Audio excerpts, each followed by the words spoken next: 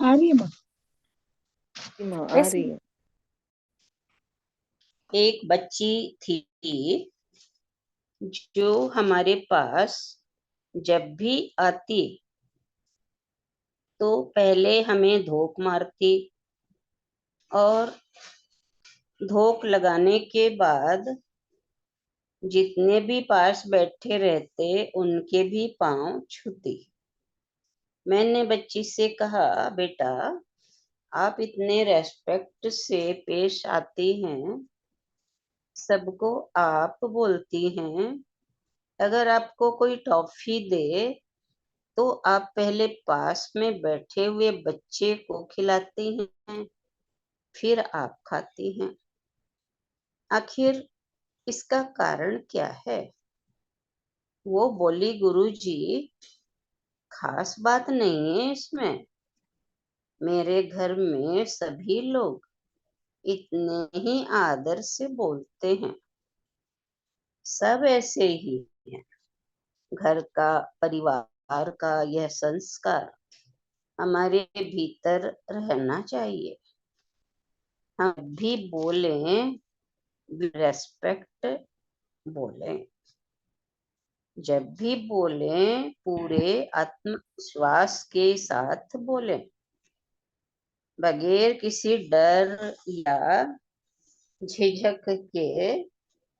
अपनी बात को कहना ही आत्मविश्वास है। आत्मविश्वास जगाने के लिए फिल्म का डायलॉग याद रखें, जो डर सो मर गया। मैं संत बना तो सब कुछ छोड़कर आ गया। फिल्में उसके बाद देखी, पर उस फिल्म का डायलॉग जरूर याद रह गया कि जो डर गया सो मर गया। बड़ा काम आता है ये डायलॉग, मेरे तो बहुत काम आता है। आप भी याद रखें, शायद आपके भी काम आ जाए। बोलने में भी यह डायलॉग उपयोगी है। बोलने में भी आप पूरे आत्मविश्वास के साथ बोलिए। अगर डर डर कर बोलेंगे तो भीतर से जबान ठीक नहीं निकलेगी। ऐसा नहीं है कि हम गूंगे हैं, पर अंदर से बात निकलती नहीं है, क्योंकि डरा हुआ आदमी अंदर से निकालेगा क्या? तो जब भी बोलो पूरे आत्मविश्वास से बोलो। सोचो कि ईश्वर मेरे साथ है, मेरा गुरु मेरे साथ है, मैं क्यों घबराऊं? मुझे भयभीत नहीं होना है।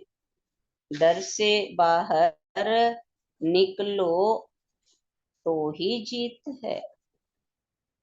विश्वास जीवन का सबसे मूल्यवान तत्व है। जब तक है जिगर में श्वास, तब तक रखो आत्मविश्वास। अपने आप पर यकीन रखो। मैं गलत नहीं होता हूँ, मैं गलत नहीं बोलता हूँ, मैं गलत सोचता नहीं हूँ, गलत व्यवहार भी नहीं करता हूँ। फिर मुझे डर किस बात का? जो डर गया सो मर गया। चाहे भाषण देना हो या इंटरव्यू, बोलते समय अपने पर आत्मविश्वास होना चाहिए। एक दिन की बात है, एक इंटरव्यू रहा था। नौकरी पाने की आशा में कई लड़के इंटरव्यू देने आए। जैसे ही एक लड़का कमरे में पहुंचा, इंटरव्यू लेने वाले ने कहा, हाँ जी, आपके शर्ट में बटन कितने हैं? उसने कहा 7। इंटरव्यू लेने वाले ने पूछा, तुम्हें ऑफिस निकलना है और तुम्हारे शर्ट के ऊपर का बटन टूटा हुआ है, तुम क्या करोगे?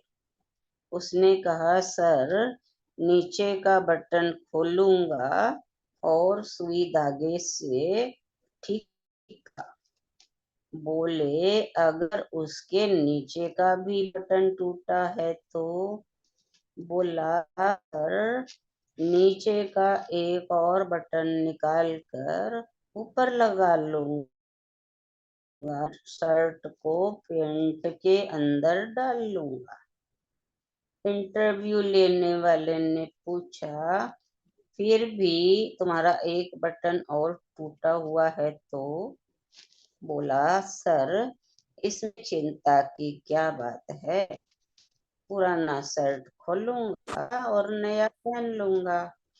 इंटरव्यू लेने वाला कहा, कल से नौकरी कर लेना। क्या नौकरी तत्काल लगने का आप कारण समझ गए?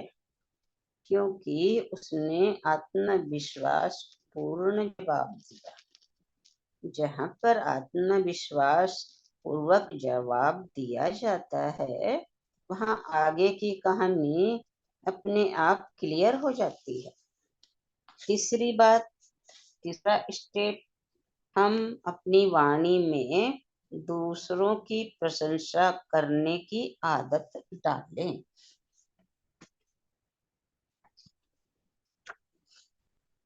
ये तीसरा स्टेप है। जब भी बोलना हो, हमेशा सामने वाले की पीठ थपथपाते हुए बोलें। याद रखें, चींटी को भी चींटी की भी अगर पीठ थपथपाओगे तो वह ना कुछ होते हुए भी सड़क तो क्या, पूरा पहाड़ लांघ आएगी। बेटा अगर असफल हो जाए तब भी कहो, घबरा मत, फेल हो गया कोई बात नहीं, इस बार जमकर मेहनत करना, जो हो गया सो हो गया, अगला साल तुम्हारा होगा, मैं भी तुम पर ध्यान दूंगा। अगर डांटोगे उसको, घर से निकालोगे तो होगा क्या, वो पास होने से तो रहा, फेल तो हो ही गया। हम उसे वापस प्रोत्साहित करें। कमजोर की पीठ थपथपाओगे तो पांव अपने आप मजबूत हो जाएंगे। बस पीठ थपथपाइए, तारीफ करिए। तारीफ सुनना घोड़े को ही नहीं, गधे को भी अच्छा लगता है। तारीफ कर करके तो आप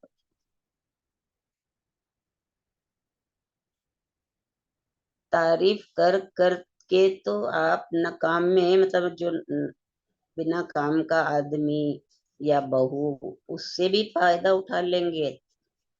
हो हल्ला गाली गलौज करके मन में डर बैठाया जा सकता है, बेटे बहू के उत्साह नहीं जगाया जा सकता। दूसरों में उत्साह जगा देना वाणी व्यवहार का प्रभावी परिणाम है।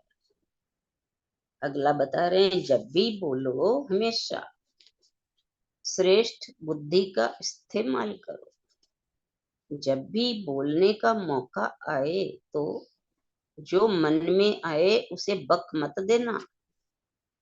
हमेशा अपनी श्रेष्ठ बुद्धि का इस्तेमाल करते हुए बोलिएगा, क्योंकि हमारी वाणी में ही हमारी बुद्धि की आत्मा छिपी हुई होती है।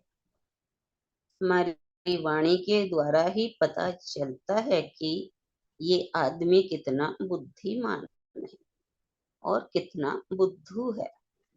बुद्धि का इस्तेमाल ढंग से करें। एक सज्जन हमारे पास आए, बोले, जीवन जीने का तरीका सही क्या है? कैसे मैं अच्छे स्तर का जीवन जीऊं? हमने कहा, भाई यह जवाब तो मैं आपको बाद में दूंगा, पहले ये काम करो। ये देखो मेरे पास में चिड़िया के छोटे छोटे पंख पड़े हैं, इनको इकट्ठा कर लो। उसने छोटे छोटे पंखों को इकट्ठा कर लिया।